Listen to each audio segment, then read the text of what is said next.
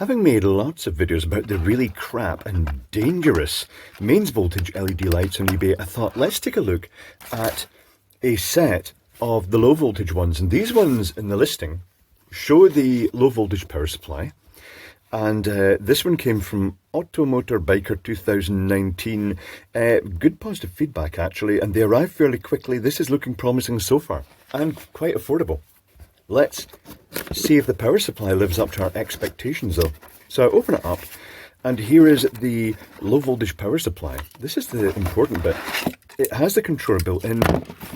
It's also worth mentioning on the box, aside from saying the manufacturer's name, which is Meo Ming Shizin Bang Tao Zi Yu Zian Gong C, it also has Apex CE Specialist Limited. That's an approval thing, the CE.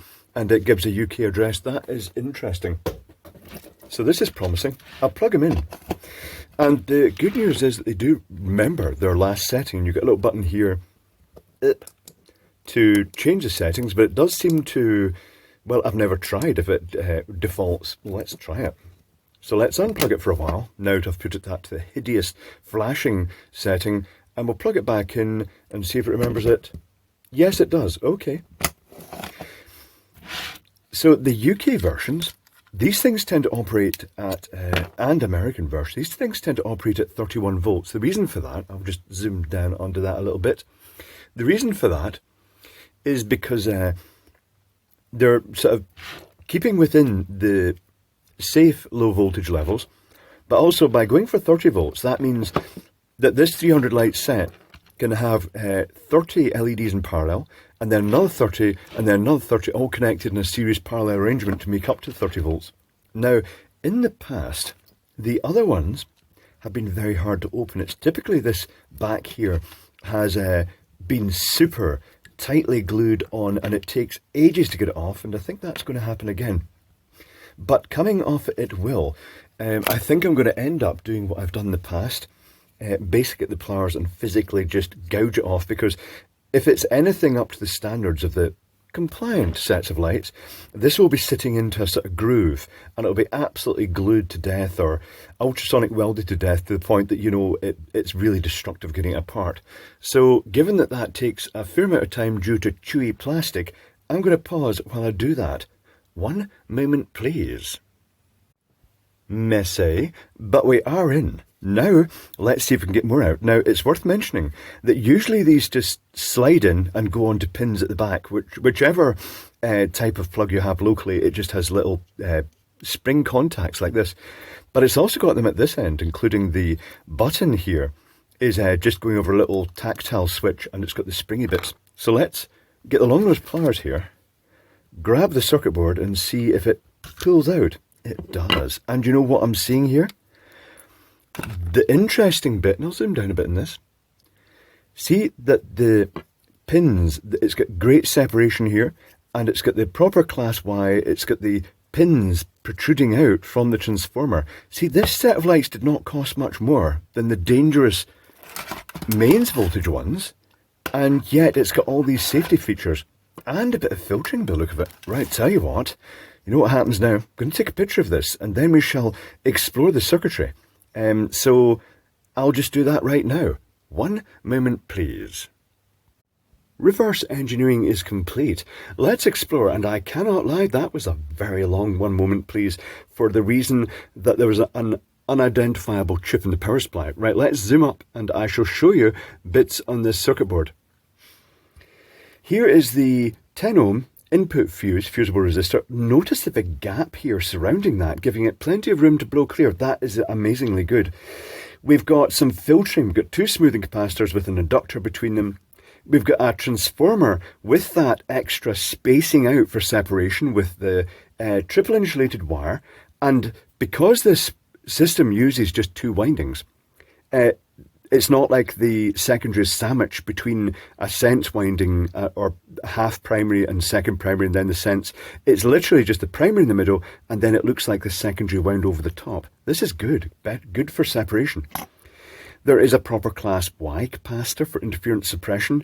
And then we get to the other side, we've just got the output terminals to the LEDs. We've got a smoothing capacitor in the secondary, and we've got a button.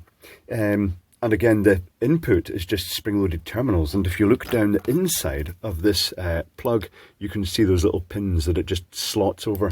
Very nice. It's actually a pretty good power supply, I have to say. On the other side, we find that pesky chip. Oh, that is so annoying. The number of that chip is 2163S or 120DGE. I drew a blank in that, and it's quite odd in the way it works, as you'll see in the schematic. So there's the fuse, there's the bridge rectifier, there's the capacitance on the other side, there's the chip. It's got a little snubber network here, it's got a sense resistor, it's got a feedback circuit, and it's also possibly got either bootstrap or maybe that's its main source of power. Don't know, because I don't know what that chip is. There's a good chance it's a clone of another chip, but without knowing what it is, it's hard to say. I couldn't find anything that matched the pinout. Very frustrating. I've had to work it all out myself.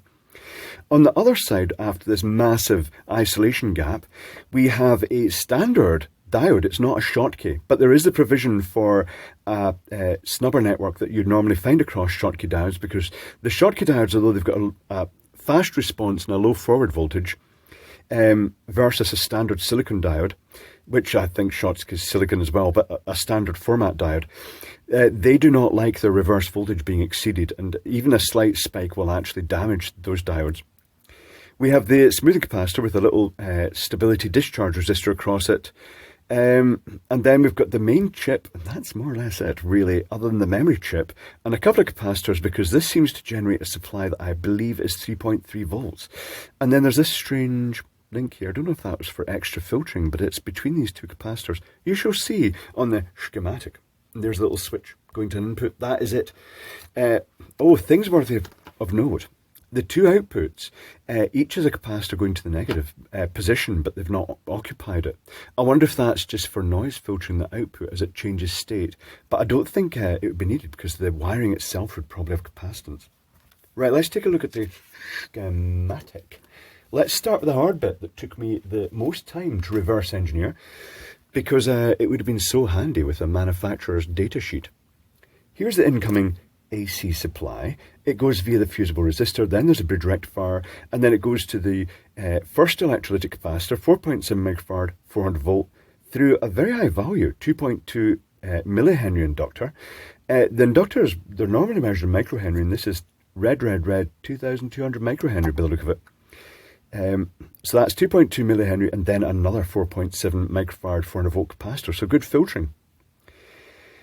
Now we come to the spicy bit. There's a single primary winding that looks as though it's used for sensing as well. And there is a positive connection going here, two connections. I presume that's the drain of a MOSFET. I reckon that although it's going up to the positive rail, I think it's an N-channel MOSFET in this, but I can't say because I don't know what's inside. I've not seen a block diagram. But there's two 2 megohm resistors in series that I reckon is what's commonly referred to just the HV supply. It supplies the power to the chip that it might cap internally, and then uses it to charge what I think is the power supply capacitor here. When it's running, I reckon that this is the source of the MOSFET inside, and also the sort of general negative reference inside the chip. Hard to say, but certainly that capacitor goes there, and it kind of makes sense. And when it turns this coil on, it measures the current across this resistor to determine when it's reached the saturation point of the primary, and detects that voltage across there by this current sense input. There's also a resistive divider here, which is most like the feedback to detect a rough emulation of the voltage on the other side. Then there is a snubber network with the only extra notable feature here, that it's got the diode, it's got the 330 ohm resistor, which is odd, and then it's got the usual capacitor with a discharge resistor arrangement. The point of that is that when the transistor in here turns off, before the other side can turn on of the coil, as the magnetic field collapses, you can get a sharp spike. And what happens there is it gets diverted through this diode and charges up this capacitor just to take the tiniest little nip off the edge. And then this resistor here just keeps that discharge ready for catching the next spike. The 330 ohm resistor might be to raise the voltage a wee bit over that, because it might be using that to generate a supply rail if it's not just purely doing it through these very high value resistors. That is what I think. I may be right, I may be wrong. The 0 volt rail also has that 2.2 nanofarad class Y1 safety capacitor. These capacitors, this bridges from the negative on one side, the high voltage side, to the negative, the low voltage side. And the point of it is it's to provide a path back for current leakage through capacitance through the windings that would otherwise be radiated from the string of lights. So it's just purely for RF suppression. But it has to be rated, in this case, for human contact. So this capacitor is a big chunky one for its value because it will fail safe. If it cracks, it's not just going to short out like cheaper capacitors might. Let's take a look at the other side, the secondary. You can let me know if you can identify that chip, just from how I've described it in the pinout. Hopefully I've got the pinout right. Here's the other side. It's so much easier. Oh yes, this is massively easier. Here's the secondary, and after the inductor's been had a magnetic field put into it by the other side and then it turns off, it couples it across the flyback style. By that collapsing field then generates a voltage in this that goes via this diode and charges up this capacitor with a little shunt resistor across it. There is the option of that capacitor and resistor not used in this circuit because they've used a US1G, which is a standard diode, but the super ultra fast one, which it's a nice rugged diode. It's fine for this application. It's quite a low current application. That gives us our 31 volt rail, and it goes to this mystery XHR1410B LED control chip, just dedicated to Christmas light control. I only found one reference to this on the internet. It was a Russian forum where the guy was saying, what's this chip? That happens quite a lot with these specialist chips. You always find that some Russian person has done exactly what I've done and tried to find out what that chip is and failed. It's a manufacturer specifically. It's for the Christmas light manufacturers. It's for the people making these power supplies. It's not for anybody else really. There's a little button that goes to the 0 volt rail that you click to select your patterns. There is an output in this that seems to be an internal regulator that takes the 31 volts and gives a 3.3 volt rail, couple of capacitors, and then that 0 ohm link that I'm not really sure what the reason that was, but they've got a couple of capacitors, nice stable supply I guess, that may be using that internally. That probably will be for the circuitry in there as well. So it will be generating that not just for itself, but also for the 24CO2 memory chip, which is a serial memory chip. It's got a data line, it's got a clock line, plus it's got 3 address lines, which are almost invariably tied to the 0 volt rail. It's got the negative and the write protect line, which is also tied to the 0 volt rail, because it's not really in use. And that is it. I have to say, I was expecting this to be trash, and it's not. It looks pretty darn good. It looks as though it's totally compliant with UK regulations. The layout, the circuit board is uncluttered. It's just a nice generic design. That's nice, that's a good thing. And you look at the price of that one versus the price of these crappy dangerous ones, and there's very little in the way of price difference, if at all, but you're getting one that's more versatile and safer. Strange times. eBay selling safe products.